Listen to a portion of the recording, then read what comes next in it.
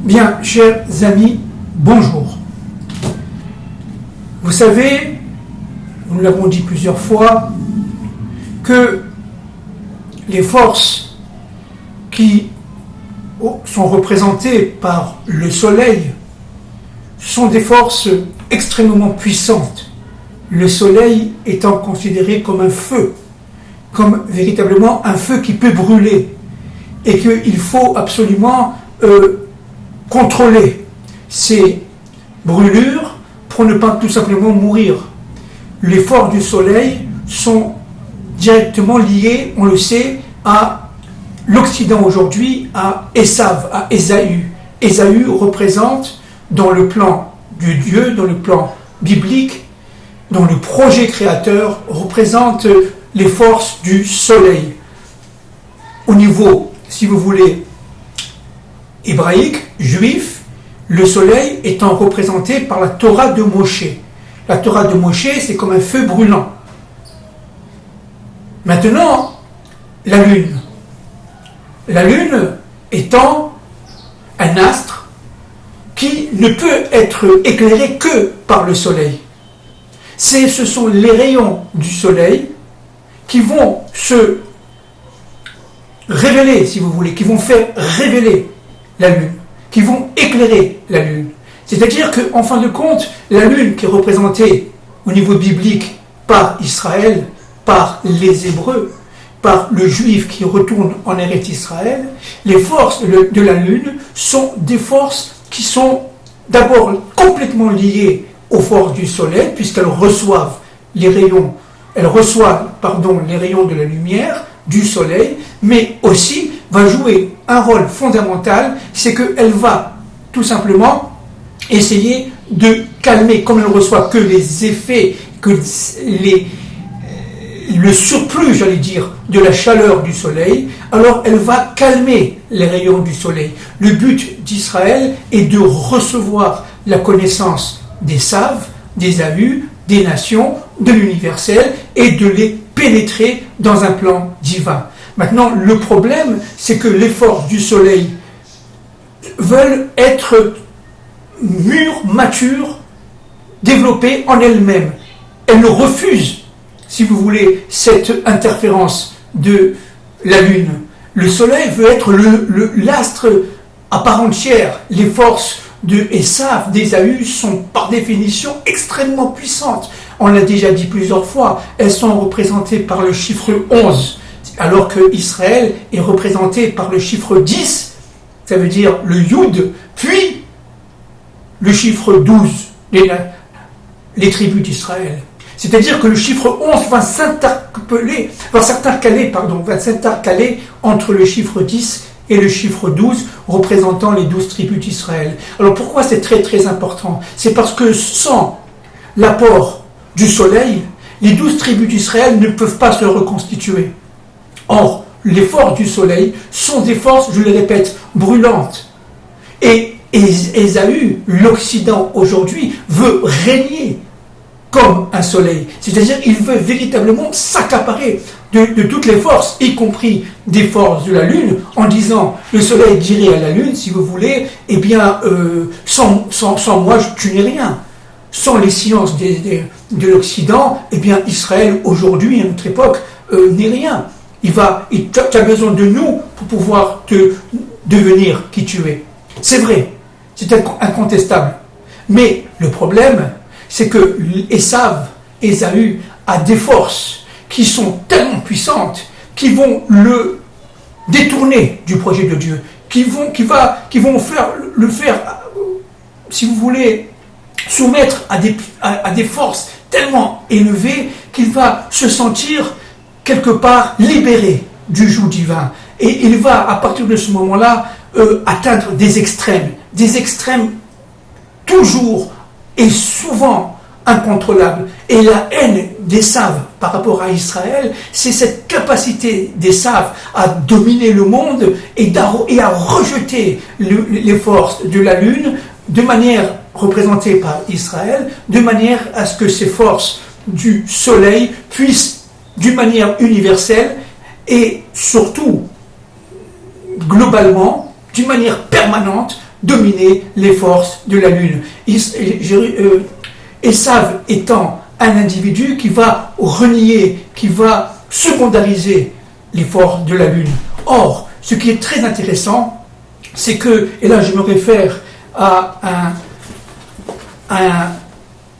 une page, à la page 169 du livre du Ramchal, le Ramchal étant un très grand kabbaliste, je l'ai déjà dit, au XVIIIe siècle, n'est-ce pas, Rabbi Chaim Moshe Luzzatto, eh bien, le Ramchal, dans son livre Mahamar Agioula, en français, le discours de la délivrance, paru grâce au Rav Shriki, aux éditions Ramchal à Jérusalem en 2013, à la page, si vous voulez, 169, regardez ce que dit le Ramchal en se référant au prophète Isaïe. Le Messie, fils de Yosef, sauve la part du bien qui se trouve dans le mal. Et le sublime, le mal s'effondre, et avec lui les princes célestes de la destruction, Ishmaël et Esav. Regardez ce qu'il dit après, nous allons un tout petit peu commenter, parce que c'est très très important. Vous savez que, avant de continuer de lire, les forces d'Esav ont, si vous voulez, par le non-contrôle, par l'écartement des extrêmes, en dépassant toutes les limites, tombent dans deux forces. Une force dite féminine, qu'on appelle dans la Torah Lilith, c'est Ève, Chava, Ève, qui va fauter, qui va copuler, si vous voulez, au niveau du simple, du pshat avec le serpent. Et vous avez une autre force qui s'appelle en hébreu Samer Mem. Samer Mem, on ne le prononce pas parce que c'est très très dangereux. Le Samael. Le Samer Mem est une force de domination, une force de destruction pour dominer. Vous voyez? Et notamment contre Israël. Cette force de Lilith qui fait que la femme va tomber dans les forces du plaisir, dans les forces du serpent, dans les forces de la raison, mais de la raison inféodée, si vous voulez, au désir et au plaisir. Et à partir de ce moment-là, les forces de Samaël, les forces du Samaël même, qui vont entraîner la mort, et notamment la mort des civilisations, eh bien, va se développer et va atteindre son objectif dans ce monde. Regardez ce que dit, maintenant je cite, regardez ce que dit le Ramchal en citant le prophète Isaïe. Le prophète Isaïe dit le Ramchal, car, je cite, car mon glaive dans les cieux a tranché sa soif. Au début, il est l'instrument de la vengeance d'en haut et par la suite en bas. Ce glaive fait tomber tout à la fois les princes célestes des nations, Samaël et Lilith, leur infâme inspirateur. Isaïe, dit le Ramchal, 37,7, dit alors, des buffles tomberont en même temps, des taureaux et des bœufs, évidemment c'est tout codé. Samaël et Lilith en premier, et avec eux, écoutez bien, les deux principaux parmi les princes célestes de la destruction, le prince d'Ésav, Ésaü, et le prince d'Ishmaël.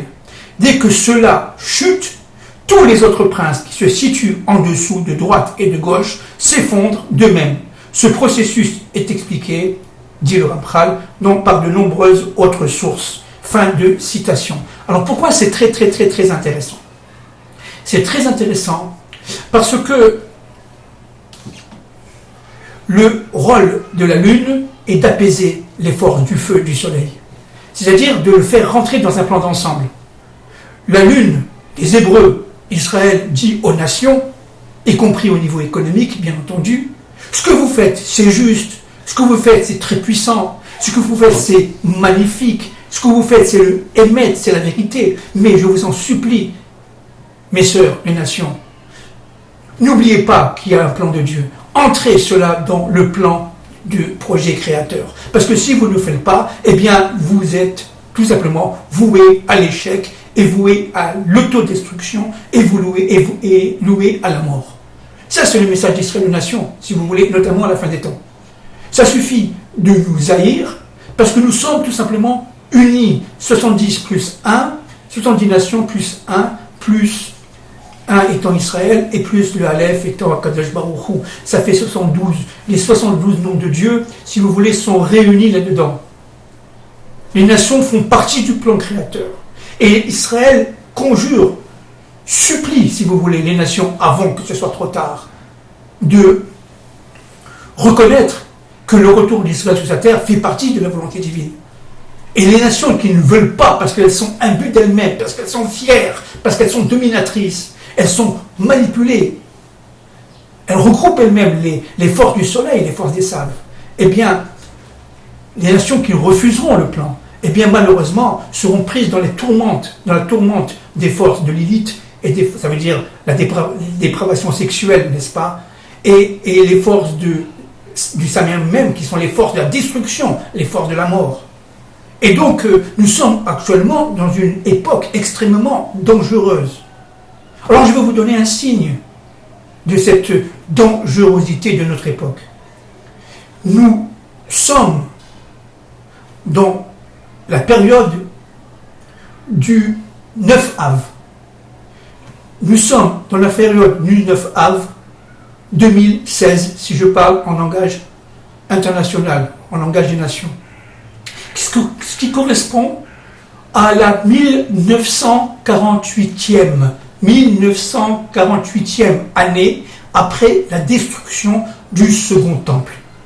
Le chiffre 1948 est fondamental, vous allez vous comprendre pourquoi.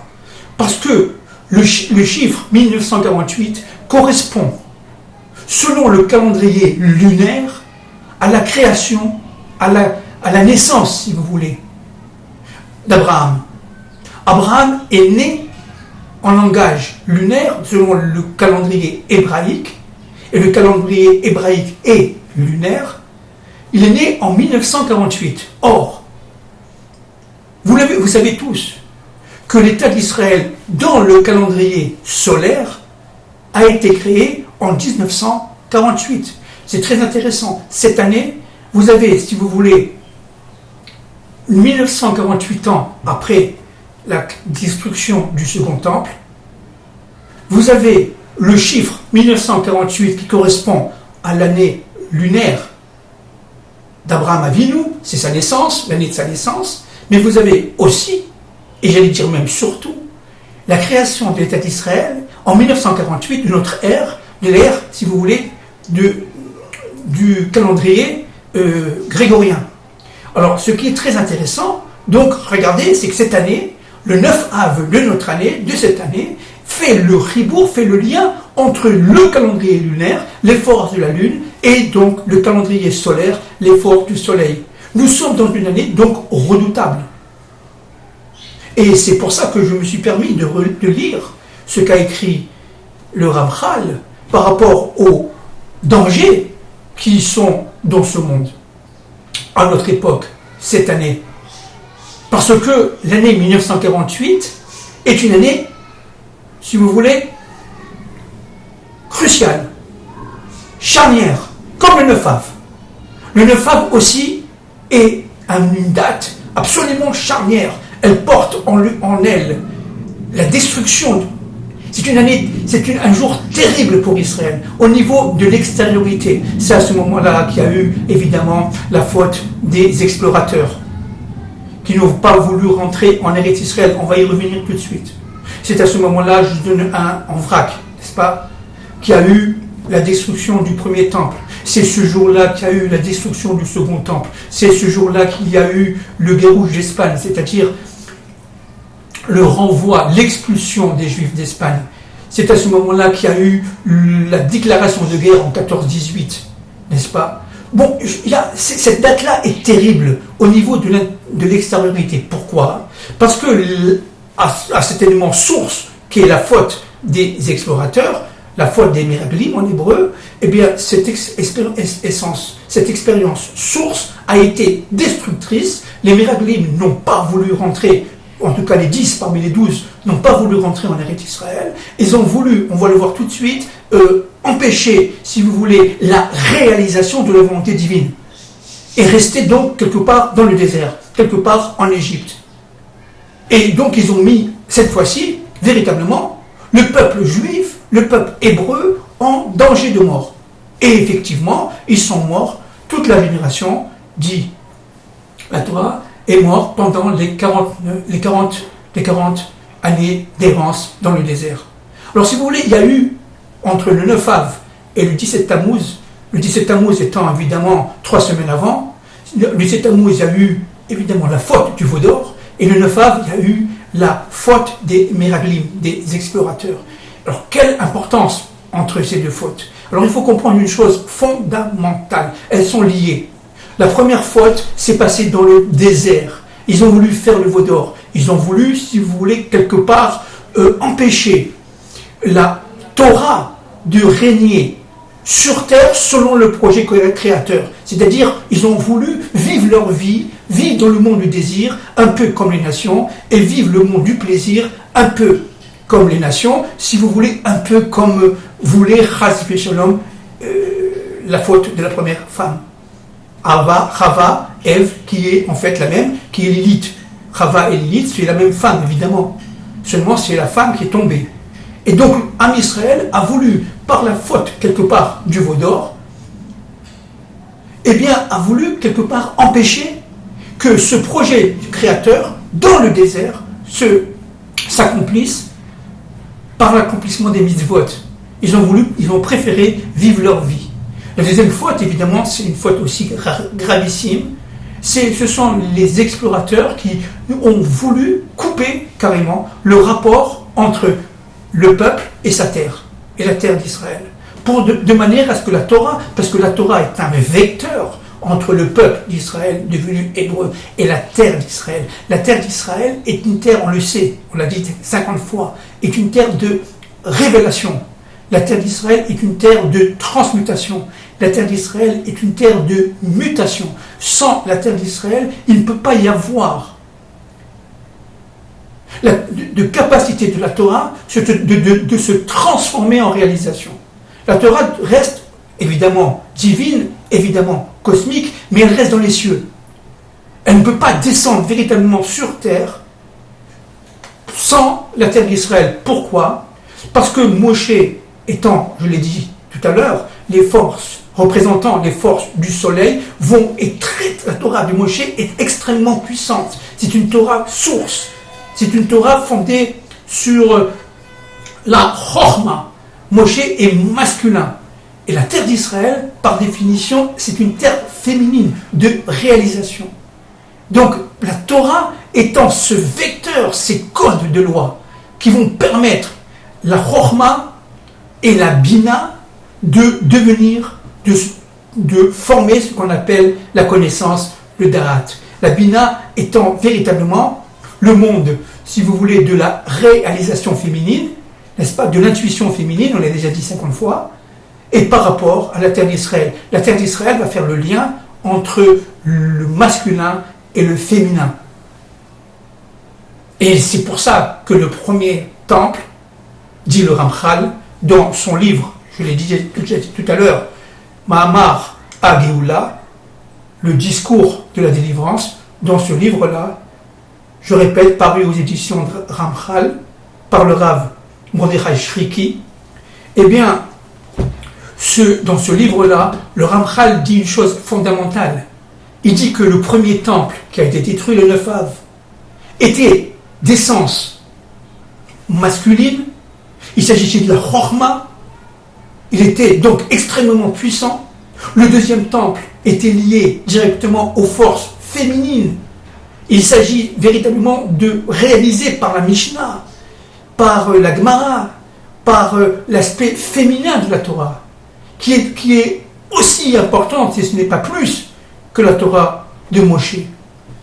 Et donc, le deuxième temple étant féminin, le premier temple étant masculin, les deux étant voués donc à la destruction, vous comprenez? Puisque le but c'est le Zivug, et le Zivug étant représenté par le troisième temple. Le troisième temple étant un temple qui sera, Bezrat Hashem, universel, éternel, indestructible, parce qu'il fera l'union du premier et du deuxième. Et donc, tout le problème, c'est que par la paracha Dvarim, c'est-à-dire Dvarim, c'est-à-dire les mots, eh bien, il faut absolument que le peuple accepte de recevoir les 10 commandements, de recevoir la parole, fasse Naaseh Benishma, nous faisons et nous comprendrons. Et donc, à partir de ce moment-là, tout le sens de Dvarim prend si vous voulez, toute son intelligence, toute sa force dans le peuple d'Israël, lorsque le peuple d'Israël accepte la parole et la réalise. La parole étant, j'ai déjà dit, des forces, n'est-ce pas? Des forces de la parole qui sortent de la bouche, qui viennent du cerveau, n'est-ce pas? Qui viennent de l'au-delà, qui est reçu par la tête et qui sort par le cerveau, qui sort par la bouche, pardon.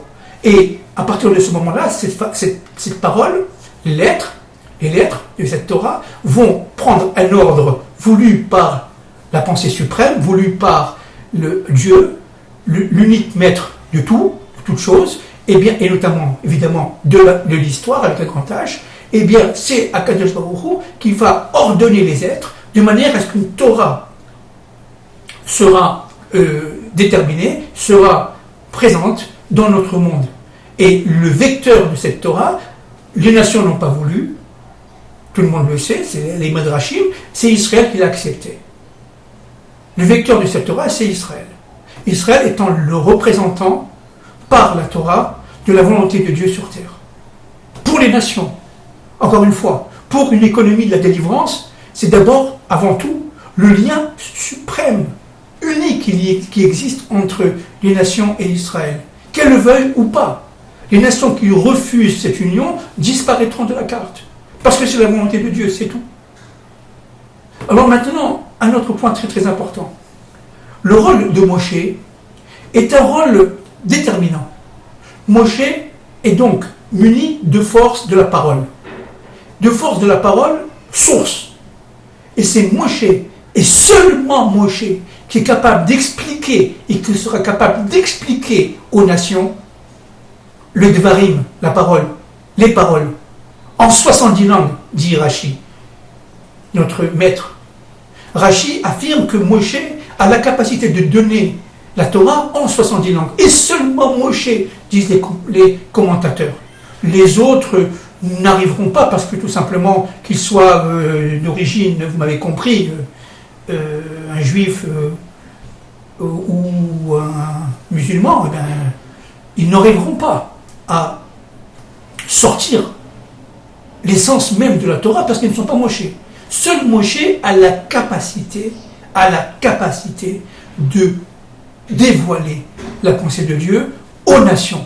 On dit qu'il parle les 70 langues. Et là, je vais me référer, évidemment, à mon maître, le Rav Manitou, le Rav Léon Ashkenazi. Je vous en ai parlé dans ce livre Kimitzion, n'est-ce pas, qui était paru quelques mois après sa mort, en 1996-97.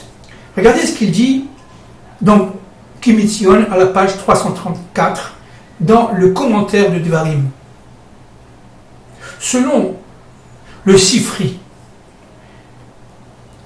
étant un commentaire par la Torah Tmima, n'est-ce pas, c'est un commentaire de la Torah, indique que la révélation a été faite d'abord en 4 langues, qui sont celles de la famille d'Abraham. La première langue, c'est l'hébreu.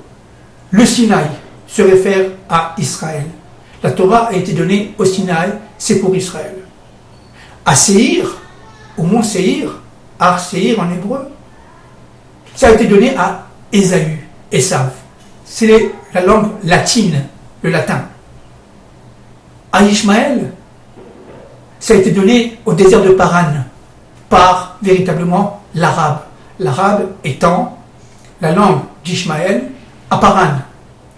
Et l'araméen a été donné à Laban. Laban, n'est-ce pas, étant bien entendu le beau-père de Yaakov Avinu, le père de Rachel et de Léa, et Laban et ses myriades, dit le Sifri, eh bien, possèdent la langue araméenne. Avant d'être proposée à l'ensemble des nations, la Torah fut directement proposée au peuple issu de la famille d'Abraham.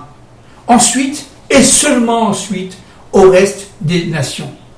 L'ensemble de l'humanité l'ayant refusée, dit notre Rav, elle fut donnée à Israël qui seul l'a reçue.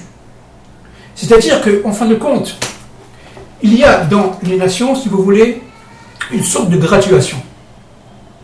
Les 4 nations sur les 70 que j'ai citées par le Sifri, par notre maître à Manitou, les 4 nations sont très proches l'une de l'autre, parce qu'elles descendent d'Abraham. Les autres, graduellement, elles le sont moins. Elles sont liées aussi à Abraham Avinu, mais d'une manière indirecte, d'une manière secondaire. Tout le problème, c'est que ces 4 nations reconnaissent Israël. Le problème, c'est que ces 3 nations, le latin, c'est-à-dire Esav, évidemment, l'arabe, c'est-à-dire Ishmaël, et l'araméen, c'est-à-dire les forces de Lavan, eh bien, reconnaissent Israël. C'est très très important. Puis, par phénomène de graduation, l'ensemble de l'humanité. Alors, seul Moshe est capable de parler aux nations, je répète. Maintenant, pourquoi c'est très très important? Parce que, au temps de Mashiach ben David, le Mashiach ben David va parler aux nations grâce aux nitzotzot, c'est-à-dire aux étincelles de l'âme de Moshe qui sont en lui. C'est le côté Moïse, si vous voulez, du Mashiach ben David, qui va avoir la capacité, la fonction, le rôle d'expliquer aux nations le plan de Dieu.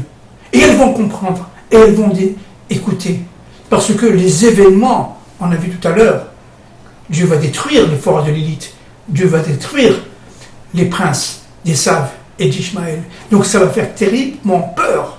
Les nations survivantes vont écouter.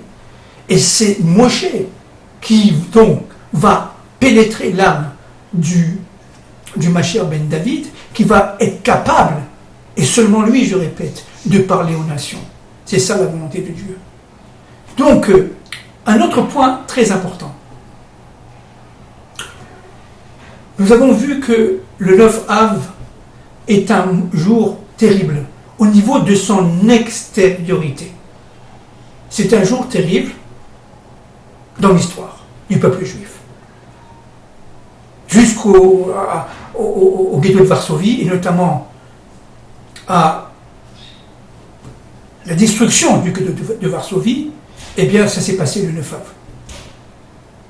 Donc, vous comprenez bien que c'est une dame terrible, mais dans son intériorité, le 9 Av est un jour de joie, un jour d'allégresse, un jour de fête. Et c'était prévu comme cela par le plan de Dieu, avant la faute des Miraglim, avant la faute des explorateurs. Et ça sera avec l'arrivée du Mashiach ben David et la reconstruction du temple. Ça le sera. Ce jour deviendra plein de joie, et dans son extériorité, et dans son intériorité. Pourquoi? Comment? Maintenant on le comprend. L'intériorité va, tout simplement, le bien va surgir une fois que Dieu, à travers les paroles de notre prophète Isaïe, va détruire les forces de Lilith et va détruire les forces du sa mère même. Eh bien, une fois que ces forces seront détruites, l'humanité va comprendre, tout sera pour le bien. Et le peuple juif comprendra que toutes les souffrances, que toutes les douleurs subies le 9 Av, en fait, auront un sens. Et un sens, je sais qu'aujourd'hui, il est complètement fou et stupide de le dire, mais un sens, malgré tout, malgré toutes les souffrances, malgré toutes les douleurs horribles, un sens positif. Le peuple juif comprendra pourquoi il a souffert. Il a souffert, certes, mais il comprendra pourquoi. Et le 9 Av sera donc l'union du temple masculin et du premier temple, et le temple féminin, le second temple, le troisième temple. Le troisième temple est issu de ce 9 Av cosmique qui correspond à la date 1948 de cette année. Je vous embrasse, merci beaucoup, que Dieu vous